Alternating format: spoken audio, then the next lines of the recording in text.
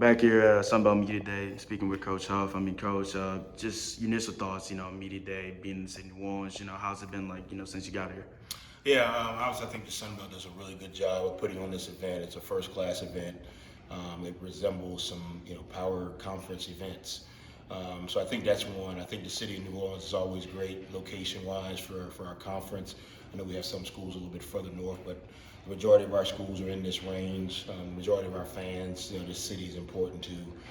It's really organized. Obviously, get a chance to meet with guys like yourself and other parts of the media who you may not get a chance to spend a lot of time with. So it's always good. I really appreciate Commissioner Gill and his staff for what they do to kind of make this event first class. So, Coach, obviously over the offseason, you stated emphasis on growing team chemistry. That was some priority throughout the spring and the summer. How do you facilitate that? Is that organic? Is there a balance that needs to be struck? And how do you do that? Yeah, well, you got to be intentional about it. You got to get these guys around each other. Getting to know each other is different in this generation than it was, 10 years ago. So you really got to force them to be around each other. You got to force them to get to know each other. You got to force them to open up. Our guys have done a really good job. I commend them because they have really embraced getting to know each other. They've really embraced becoming a team. It's not easy. It's kind of like having 80 brothers. There's going to be some guys that have differences, some guys that, get along quicker, but it's been really good. I think it's going to continue throughout fall camp. Once we get closer to the game, and then it's something that is continuous, right? Throughout the season, guys are going to go through things, ups and downs, off the field issues, family issues, high moments, low moments, and that bond just continues to grow. So, obviously, with only 3 offensive line returns from last season's team, not to, say there was any one person that was a problem, what was the biggest issue that you saw from that group, and what were the qualities that you're looking for in the transfer portal and throughout both the spring and the summer? It seemed like, you pretty much got it all hammered down. Yeah, to be honest, I didn't look at any film when I came in from last year, so I had no idea who was who. We gave everybody a chance to prove themselves through the winter period of conditioning and through the spring. And those guys we felt that had the ability to, help us, we kept. And those guys we didn't, we told them there were some other options for them. But we brought in enough guys to create competition. I think whenever you have issues at a position and people, fans or sit in the stands say, man, why do they keep playing this guy? It's probably because the next guy's not good either. So I think competition is the big thing. In college now, we don't necessarily pay for play like the NFL does. So the motivation is actually playing and going out and being out there for these guys. So being able to have competition where, hey, if you're not getting it done, we can play someone else is a big piece of it. So we put a lot of emphasis on creating depth at the O-line, which I think will be really good.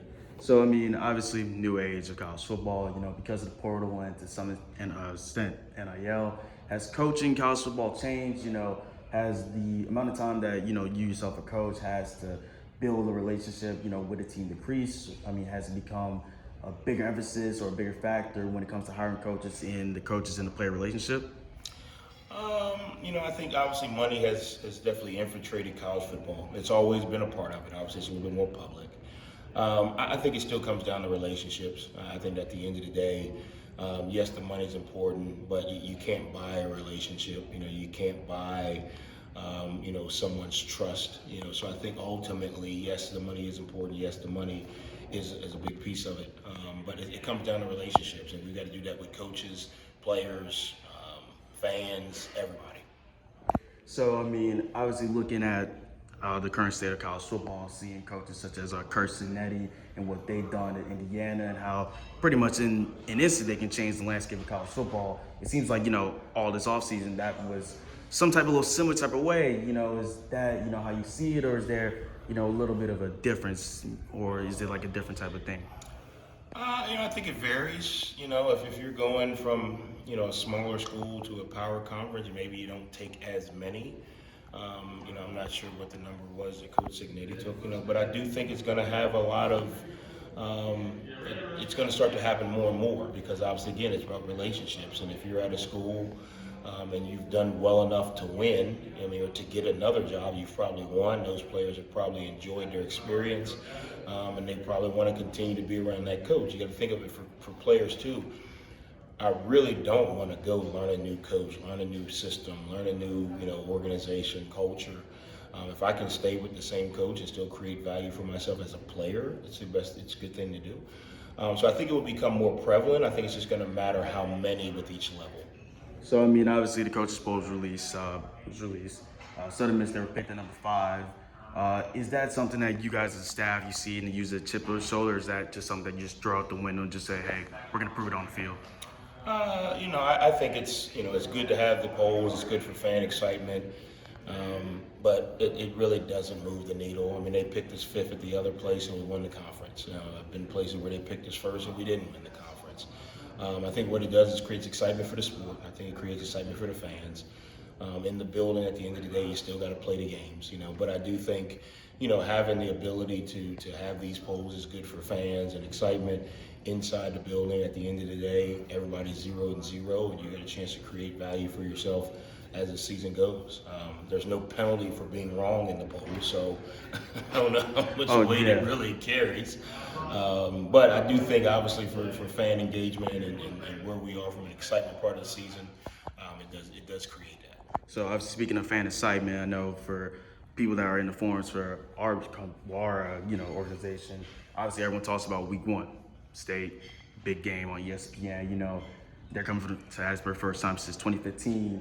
How's preparation been over the spring and summer to help set the tone for a game of that magnitude, and not only just for that game, but just for the season ahead? Yeah, we really haven't dove into state, just as an opponent yet. We've been all about trying to get ourselves right. It's no secret. I mean, we know who we play in the first game. Obviously, it creates a little bit more intentional focus. I think as we get closer to the season, we'll start to really dive into them. Really, for the guys, we talk about it every week. And state's a formidable opponent, but every week is a big game.